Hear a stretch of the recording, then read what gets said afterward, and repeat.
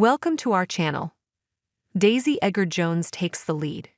In a dance studio somewhere in North London, Daisy Edgar-Jones is standing on her tiptoes. It's been about 5 years, and a sudden rise to international fame since she felt like her heels last touched the ground. In an effort to return to her roots, the actor decided to take up ballet lessons again. She hasn't worn these shoes since she was 7. "My mum still has my grade 1 certificate," Edgar-Jones says. Returning to ballet now, after her mind wandered from it as a child, feels like she's recentering herself, though it's not lost on her that she is, despite being just 26, a little old to be studying for her grade 2 qualification. "My lovely ballet teacher told me that I could do a group exam or a solo one, but that the group exam would be me and a bunch of 8-year-olds. She says, laughing, they'd wipe the floor with me."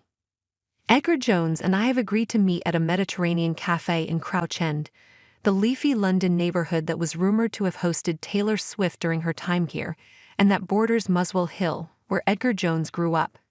She bounds through the door in a wool hat, a tan distressed leather jacket, a white t-shirt, black pants, and boots, spotting me in the corner. The ballet dancing, an act of grounding, follows a half-decade that changed her life in ways she could never have predicted. Back in April of 2020, Edgar-Jones became what felt like one of the most watched women in the world.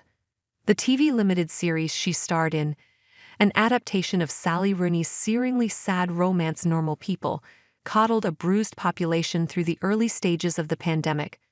Her performance as Marianne earned Golden Globe and BAFTA nominations, alongside her co-star, Paul Mescal. She became an internet obsession. In the years since, Edgar-Jones has relished the opportunity to try different things. Some days, she tells me, she's into blockbusters. Recently she's been watching big movies like Braveheart and Speed.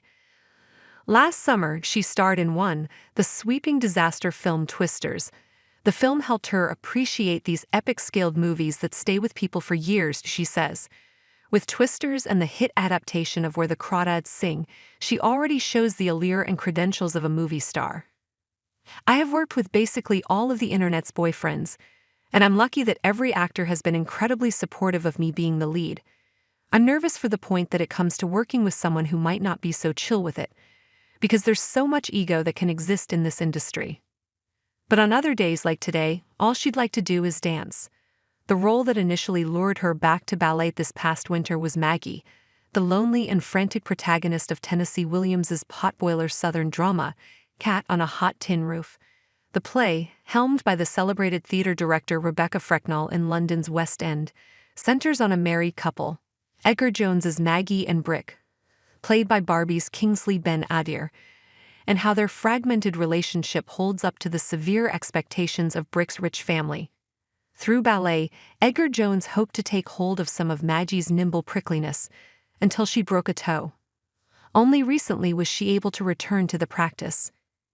She embodied the role regardless.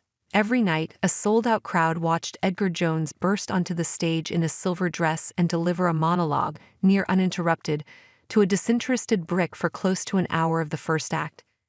It was a blazing reintroduction to the form she'd first fallen in love with as a teenager, and strangely full circle. It was the first play she'd appeared in since Albion, also at the Almeida Theatre, less than a month before London lockdown in 2020.